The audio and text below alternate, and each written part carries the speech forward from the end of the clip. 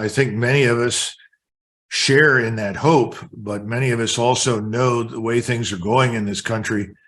It seems very unlikely that we could have any degree of what I would call election integrity. There are so many loopholes. Just so that your Serbian audience understands something, we are still living under this constitution that was written in the 1780s. And in the 1780s, when the question was asked at the Constitutional Convention, well, who's going to run the elections that we're going to hold in this country?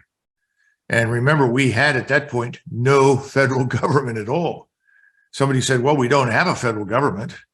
The federal government doesn't really exist. We're not taxing anyone. We have no revenue.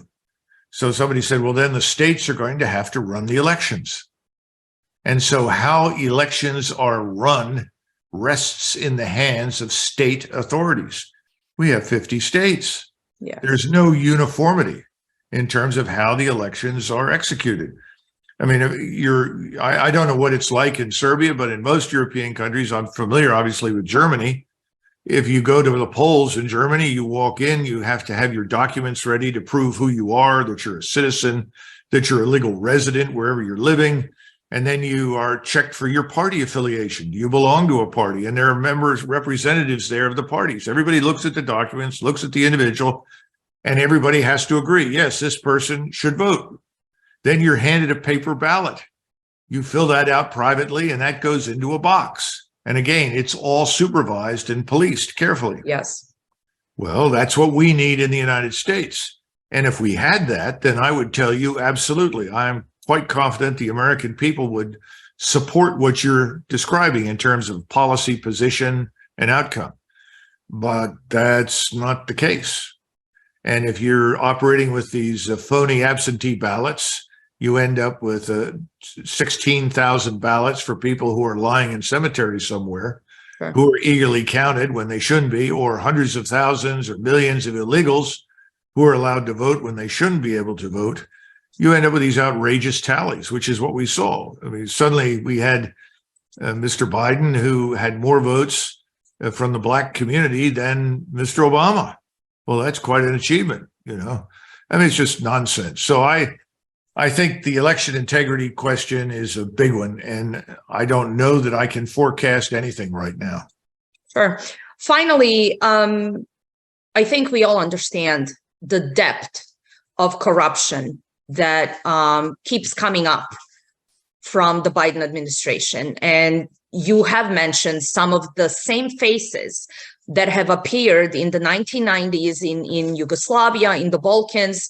Yes, they were younger, but they created their entire legacies, political legacies on what happened in Yugoslavia. And here they are back again, part of the Biden administration. We look at this Hunter Biden laptop from hell and the connections to Ukraine and to many different areas in the world.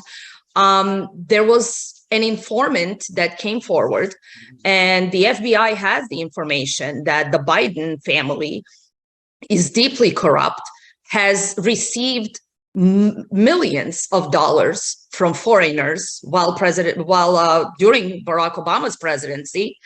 And the FBI just told us, and I really need this to kind of settle in with all of us. The FBI told us that they cannot protect the informant that came forward with this information.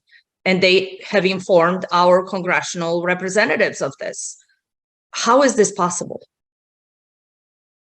The people who currently govern us and populate the federal agencies, the executive branch, are, as we talked about earlier, ideologues. These happen to be ideologues of the left. The problem with ideology is it is treated ultimately like a religion. And the unfortunate tendency is to make the following statement: I'm correct.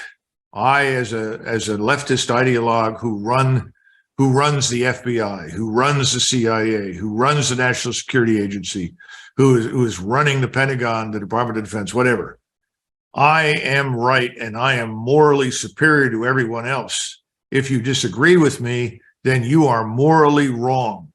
I am always morally right. That translates into permanent government. This is how we ended up in Bolshevik Russia with the dictatorship of the proletariat. The left voted itself into power in the United States and has every intention of staying in power. And it's a mistake to look at it from the standpoint of the two parties, because this new dictatorship has lots of support from people who call themselves Republicans in the status quo Republican Party and organization, which is beginning to look a lot like controlled opposition. And for those of you who remember the Sovietized states in Eastern Europe after World War II, other parties other than the Communist Party or the ruling Communist Party, whatever it was called, were allowed to exist, but they were controlled opposition. There were limits in terms of how far they could go and what they could say and so forth. We're beginning to see that on the Hill. And you end up with a small minority of people on the right who are standing up and saying, well, this is wrong. This is not consistent with constitutional law. This is not consistent with the culture and the history of the United States. And they're simply being ignored. So I don't think anyone who has heard this from the FBI about what we call whistleblowers, or as you say, informants, and just so people understand, this is not an espionage case. This is not someone who is working against the government. On the contrary, this is someone who comes forward and says, listen, I've been in this organization for 20 years or 30 years or 15 years. I know what's right. I know what the regulations say. I know what's wrong. These people are doing things that are wrong, and reporting that to the legislative body and urging them to take action. I mean, it's quite legitimate. And suddenly, the head of the FBI or the head of the Justice Department is essentially saying, well, they're on their own. Incredible. We can't protect them, which tells you that the men in charge are ideologues who've decided they're right, everyone else is wrong. Nothing matters but what they believe. And either you agree with them or you are the enemy.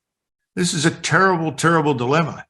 And it's something that we have not historically faced very often in our history.